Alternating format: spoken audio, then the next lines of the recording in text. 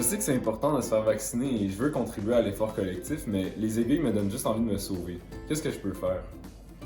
C'est une question très importante et j'aimerais tout d'abord te dire que tu n'es pas seul. La peur des aiguilles est fréquente chez les enfants comme chez les adultes, allant de la crainte très légère à la phobie sévère. On me demande parfois d'où ces peurs proviennent et comment elles peuvent devenir aussi sévères, mais il n'y a pas de réponse unique à ces questions.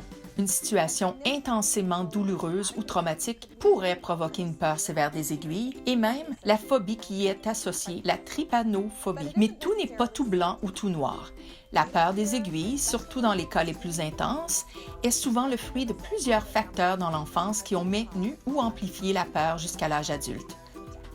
C'est pourquoi, entre autres, que mes collègues de recherche et moi-même avons investi autant de temps à donner de l'information aux parents et aux patients au sujet de la maîtrise efficace de la douleur et des façons de rendre certaines choses moins stressantes. Nous savons qu'une meilleure expérience des piqûres à l'enfance peut empêcher ces peurs de s'installer, mais il n'est jamais trop tard.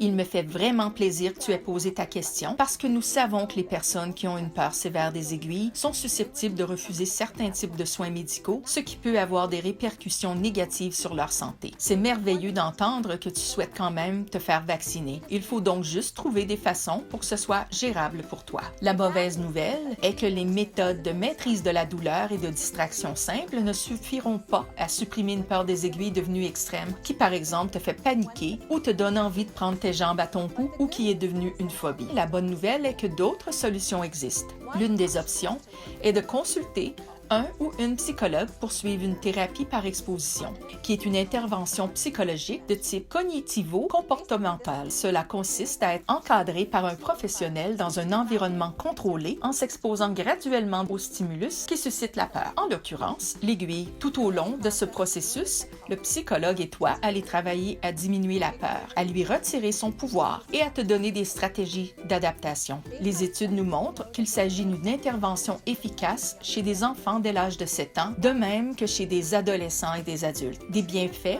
peuvent se ressentir après aussi peu que quelques heures ou quelques séances de traitement. Des solutions efficaces existent. Ne laisse pas la peur t'empêcher d'obtenir les soins que tu mérites.